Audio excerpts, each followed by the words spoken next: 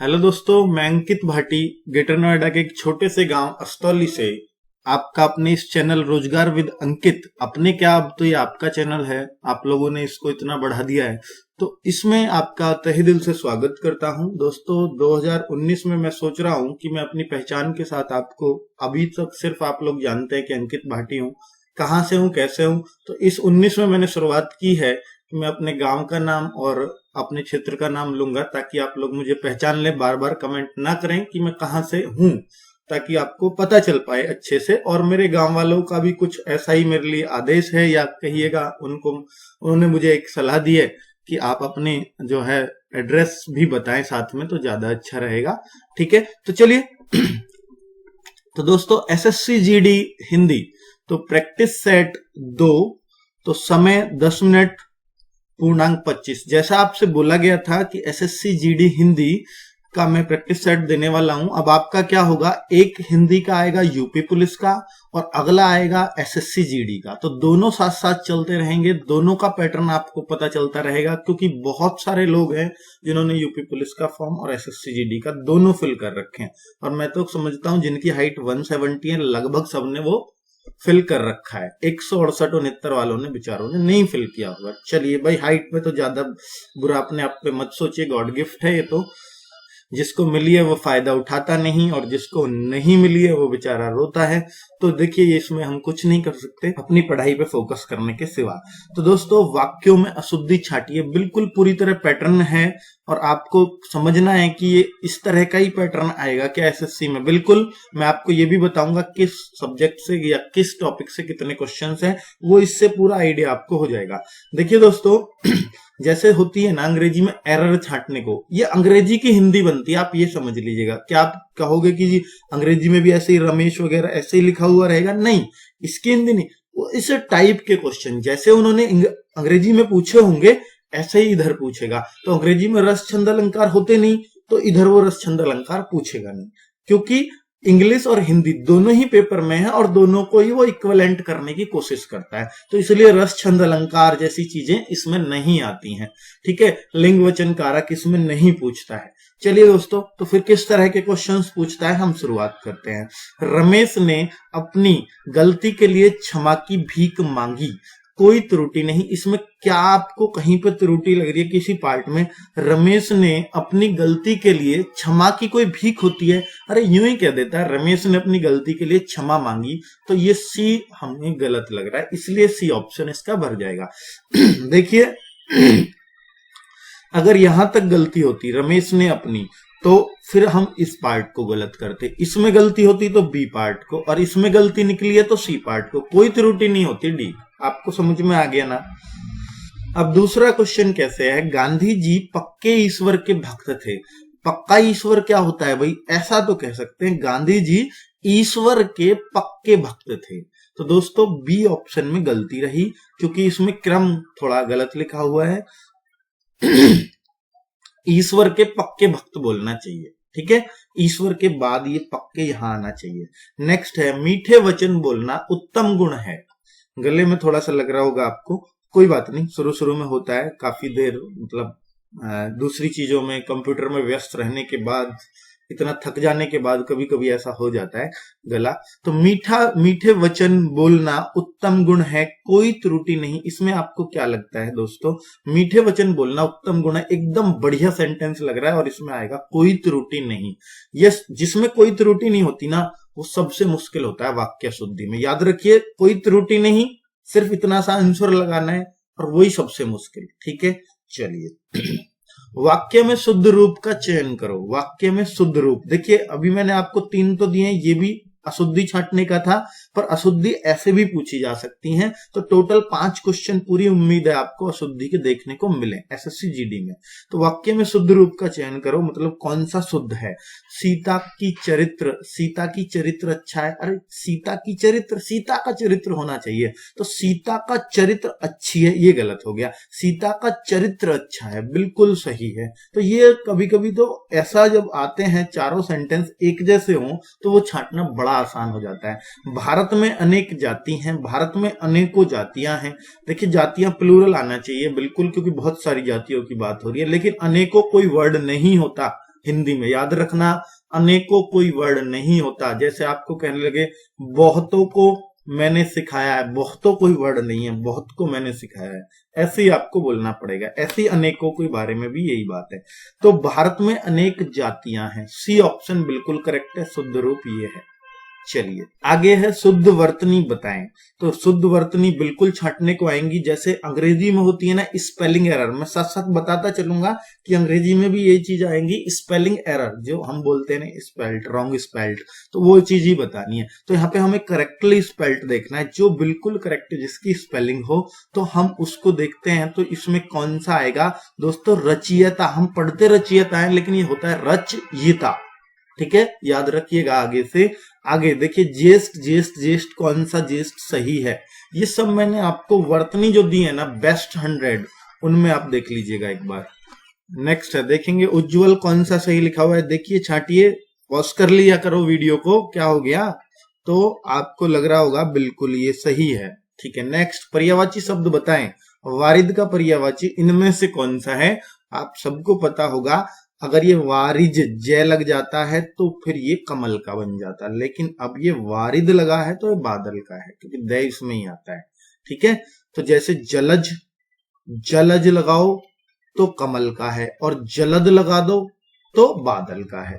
तो बादल के बन जाते हैं दय लगा के, और जय लगा के किसके? पानी के पर्यायवाची। ठीक है, तो पानी अंबु, तो अंबु में अगर जय लगा दो तो बन जाएगा कमल का, और अंबु में दय लगा दो तो बन जाएगा पानी, बादल का। ठीक है, तो चलिए दोस्तों, ये चीजें आपको बिल्कुल क्लियर हो रही होंगी, उम्मीद करता हूं। धरती का पर्यायवाची नहीं है, धरती का पर्यायवाची इनमें से कौन सा नहीं है? तो आप देखेंगे इनमें अचला धरती का पर्यायवाची नहीं है। ठीक है, अचल हालांकि अचल पर्वत का होता है, अचला धरती का तो नहीं है। आगे तरणी, तरणी किसका पर्यायवाची? सॉरी दोस्तों, मैंने गलत बता दिया। अचला तो धरती का ही होता है, अचल होता है पर्वत का, और अचला होता है धरती का, जो चल नहीं सकती, बिल्कुल सही। और चंचला ये है जो धरती का नहीं है, किसका है? फिर बिजली जो आसमान में कड़कती है उसका है, चंचला। ठीक है, नेक्स्ट तरणी का पर्यायवाची है, तरणी होती है नदी। ठीक है, ठीक है दोस्तों, तरणी का नदी। नेक्स्ट चलता हूं आगे, अगर देखा जाएगा, हाँ, विलोम शब्द पहचानो। सूक्ष्म का विलोम, देखिए दोस्तों, सूक्ष्म होता है बहुत ही छोटा। ठीक है, हम कहें अदृश्य, बिल्कुल गलत है। दृष्टव्य, जो दिख सके, ऐसा भी नहीं है। विलोम देखना है हमें, सूक्ष्म का निश्चित विलोम। विलोम की मैंने बेस्ट 100 दे रखे हैं, उसमें मिल जाएगा आपको स्थूल। ठीक है, आप कहो कि आपने अपने बेस्ट 100 में से रखे हैं, नहीं, बिल्कुल ऐसा नहीं है, मैं ऐसा करता नहीं कभी भी। जो मुझे अच्छा लगता है मैं रख देता हूं। मौखिक, लिखित, कथित, पठित और अलिखित, ये सब एग्जाम्स में आए हुए हैं। तो मौखिक का होता है लिखित, आपने सुना होगा ऑरल इंटरव्यू और रिटन, है ना, रिटन टेस्ट। ठीक है, ऑरल होता है मौखिक। नेक्स्ट सन्यासी, सन्यासी का क्या होगा अर्थ, उल्टा क्या होगा? सन्यासी, और एक होता है गृहस्थ। ठीक है, सन्यासी जिसने घर बार छोड़ दिया हो, और ये होता है योगी का भोगी। भोगी किसका होगा? योगी का। ठीक है, सन्यास जिसने सन्यास ले लिया हो, घर से दूर रहा हो, और जो घर में ही रह रहा हो। ठीक है, नेक्स्ट अनेक शब्दों के लिए एक शब्द चुनिए। देखिए दोस्तों, आपको 3 विलोम शब्द, 3 पर्यायवाची, 3 स्पेलिंग एरर, ये देखने को मिलेंगे आपको। ठीक है, तो यही सब आता है। अनेक शब्दों के लिए एक शब्द, बिल्कुल अंग्रेजी में 1 वर्ड सब्स्टिट्यूशन होते हैं, 3 आते हैं, तो आपको भी 3 सेम चीज मिलेंगी। ये एसएससी जीडी का पैटर्न है, इससे अलग कुछ नहीं होगा, मैं आपको बता रहा हूं। ठीक है, आप पिछले पेपर सारे उठा लीजिए, क्या एसएससी जीडी के, बिल्कुल यही पैटर्न है। और ये सब क्वेश्चन कहीं ना कहीं आए हैं जो मैंने आपको लिखे, मोस्ट इंपॉर्टेंट है सारे ही। जो सब कुछ जानता हो उसको हम सर्वज्ञ कहते हैं। जहां पहुंचा ना जा सके उसको हम, देखिए, दुर्गम, जहां पहुंचना बहुत मुश्किल हो, सुगम, जहां पहुंचना बहुत आसान हो, जहां पे जाया ही ना जा सके वहां है अगम। जहां अगम माने जाना, पहुंचना। ठीक है, जल समुद्र में लगने वाली आग को क्या कहते हैं? जल में लगने वाली आग या समुद्र में लगने वाली आग को बड़वाग्नि कहते हैं। एक होता है दावानल, ये कौन सी? ये जंगल की आग होती है दावानल।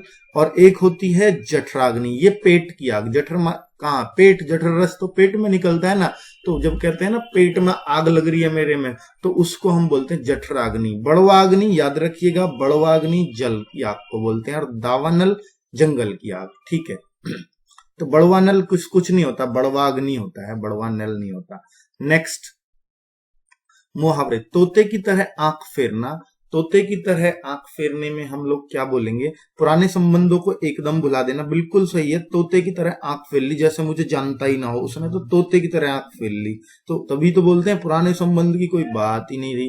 तो ये सब चीज है, बिल्कुल सही है। ठन ठन गोपाल, देखिए वन वर्ड सब्सटीट्यूशन हो गए, उसके बाद ईडियम फ्रेजेस आते हैं तीन, कम से कम तीन, पांच भी मिल सकते हैं, कहीं और चीज एक आध कम कर लेगा तो 5 वन वर्ड्स भी मिल सकते हैं आपको, यानी 5 या अनेक शब्दों के लिए एक शब्द, बहुत इंपॉर्टेंट है इसके लिए।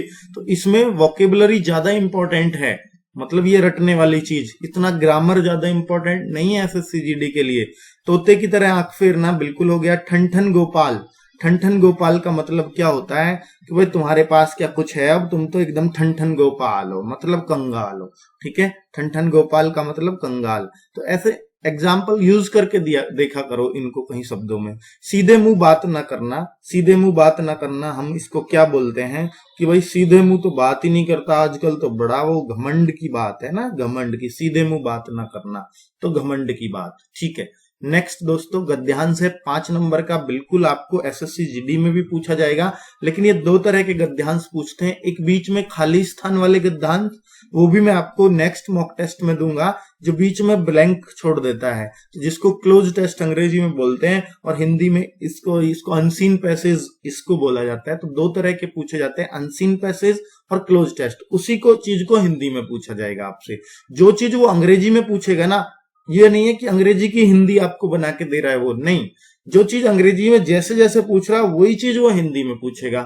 जब रस छंद अलंकार हिंदी अंग्रेजी में है ही नहीं तो वो आपसे पूछेगा नहीं। ठीक है दोस्तों, इसलिए उनकी उम्मीद नहीं है यहाँ पर। तो संज्ञा सर्वनाम विशेषण भी बहुत कम चांस है कोई एक आध क्वेश्चन मिल जाए, नहीं मिलेगा। ठीक है दोस्तों, एक पैराग्राफ है, आप इसको पढ़ लीजिएगा अच्छे से। यूरोपीय उपन्यास के विकास में पूंजीवादी अर्थतंत्र और मध्य वर्ग का योगदान बहुत महत्वपूर्ण माना जाता है, और अक्सर इस अवधारणा को हिंदी उपन्यास के इतिहास पर भी चस्पा कर दिया जाता है। ठीक है, यूरोप के उपन्यास में जो विकास में पूंजीवादी अर्थतंत्र और मध्य वर्ग का योगदान, हमारे मध्य वर्ग का योगदान माना जाता है। जो यूरोपीय उपन्यास का जो विकास हुआ है यहाँ पर, एक तो पूंजीवादी अर्थतंत्र क्या है कि लोग पैसे के लिए अपना मतलब काम करने लगे, भाई वो पैसे के लिए गुलाम, उसको अच्छी नौकरी दे दी जो पढ़ा लिखा है, उससे सबकी गुलामी करवाई, है ना। तो उस तरह से तंत्र बनाया हुआ था एक, और मध्य वर्ग का योगदान बहुत महत्वपूर्ण उसमें माना गया है, और अक्सर इस अवधारणा को हिंदी उपन्यास के इतिहास पर भी चस्पा कर दिया जाता था। बिल्कुल, हिंदी उपन्यास के इतिहास पर भी इसी चीज को का असर थोड़ा बहुत देखने को मिल सकता है, क्योंकि वो चीज वही करवा रहे थे उनसे। पर हिंदी क्षेत्र की परिस्थितियों को देखते हुए हिंदी उपन्यास के संबंध में इस सामान्यीकरण को संगत नहीं माना जा सकता। ठीक है, तो इसको सामान्यीकरण को संगत नहीं माना जा सकता कि पूंजीवाद जो भी कुछ है, अभी बताएंगे क्वेश्चन किस तरह से होंगे। 1870 से 90 की ईस्वी में की अवधि में हिंदी क्षेत्र में न तो पूंजीवाद अर्थतंत्र का कोई वर्चस्व था और न ही कोई मजबूत मध्य वर्ग पैदा हुआ था। ये उसके बाद जन्मे हैं सब चीज। ठीक है, तब तक उसके बीच में कुछ नहीं रहा। ये इस समय भारत ब्रिटिश उपनिवेशवाद के चंगुल में तड़फड़ा रहा था। बिल्कुल, तो ये उसके बाद थोड़ी सी रियायत दिए तो मध्य वर्ग थोड़ा सा ऊपर उठने लगा है ना। तो उस टाइम पे बहुत हम जकड़े हुए थे, और एक विदेशी पूंजीवाद उसका चौतरफा शोषण कर रहा था। ठीक है, इस विदेशी पूंजीवाद की भाषा अंग्रेजी थी। ठीक है, तो अंग्रेजों ने जो हम पे जो शोषण करे हैं वो उस चीज को बता रहा है। इस व्यवस्था के पोषक और सहायक के रूप में अंग्रेजी पढ़ा लिखा मध्य वर्ग वजूद में आ रहा था, क्योंकि जिसने अंग्रेजी पढ़ रखी थी उनको नौकरी बड़े आसानी से मिल रही थी, क्योंकि वो उनके मीडिएटर का काम करते थे, अंग्रेज क्या कह रहे हैं और आप लोग क्या समझ रहे हो। ठीक है, उनके मैसेज उन तक पहुंचाता था। पर वह अधिकतर अहिंदी भाषी थे, मतलब हिंदी में नहीं बोल सकते थे। वो कौन से थे, विशेष रूप से वो बंगाली भाषी थे। ठीक है, जिन्होंने अंग्रेजी सीखी थी। दरअसल हिंदी उपन्यास हिंदी भाषा की जनता की राष्ट्रीय आकांक्षाओं की अभिव्यक्ति था। ठीक है, हिंदी उपन्यास हिंदी जनता की राष्ट्रीय आकांक्षाओं की अभिव्यक्ति था। तो पूंजीवाद अर्थतंत्र और मध्य वर्ग ने साहित्य की किस विधा के विकास में महत्वपूर्ण योगदान दिया है। तो अभी आपने ऊपर पढ़ा था कि यूरोपीय उपन्यास के विकास के लिए इनमें योगदान रहा मध्य वर्ग का और पूंजीवाद का। ठीक है, ऊपर पढ़ भी लीजिए, यूरोपीय उपन्यास के विकास में पूंजीवाद और मध्य वर्ग का बहुत महत्वपूर्ण योगदान रहा। हिंदी उपन्यास के संबंध में किस सामान्यीकरण को संगत नहीं माना जा सकता? दोस्तों, कौन सी बात उसकी सही नहीं है? हिंदी उपन्यास के विकास पर पश्चिमी उपन्यासों का भी प्रभाव है। हाँ, बिल्कुल थोड़ा बहुत तो प्रभाव पड़ा था, क्योंकि चस्पा कर दिए गए थे। इसने बोला है हिंदी उपन्यास पूंजीवाद की देन नहीं। ये बिल्कुल गलत बात है, पूंजीवाद की देन नहीं है वो, ठीक है। वो तो हमारी अपनी उसमें सोच है, हमारी परंपरा है, हमारी आकांक्षाएं हैं, वो सब लिखा है इसने। 1870 से 90 ईस्वी की अवधि में हिंदी क्षेत्र में किस अर्थतंत्र का वजूद नहीं था? तो आपको साफ उसने लिखा है कि किस अर्थतंत्र का 1870 से 90 की ईस्वी में हिंदी क्षेत्र में न तो पूंजीवाद अर्थतंत्र का कोई वर्चस्व था और न मध्य वर्ग का था। तो पूंजीवाद का कोई वो नहीं था, ठीक है, उसने साफ साफ बोला है। 1870 से 90 की ईस्वी में भारत के किसके चंगुल में तड़पड़ा रहा था? वह ब्रिटिश उपनिवेशवाद, है ना। अंग्रेजी तो थे, तो अंग्रेजी जिनकी भाषा थी वही हमें कर रहे थे, तो वो तो ब्रिटिश ही थे, आप सबको पता है। ब्रिटिश उपनिवेशवाद साफ लिखा है इसने।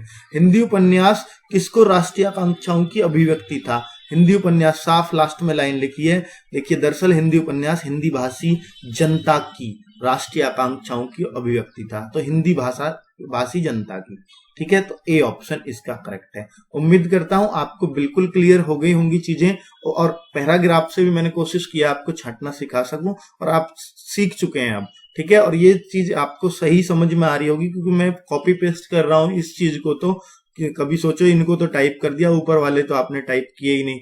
तो उम्मीद करता हूं दोस्तों इस वीडियो को आप शेयर करेंगे। अगर आप कोई एसएससी जीडी का कोई अभ्यर्थी है और उसको लग रहा हो जीडी में क्या आएगा हिंदी में, तो अब आप उसको बताएंगे ये वीडियो शेयर करके। ये मुझसे आप प्रॉमिस कीजिएगा, नया साल है, झूठ तो आप बोलोगे नहीं। ओके दोस्तों, बाय बाय, फिर मिलते हैं।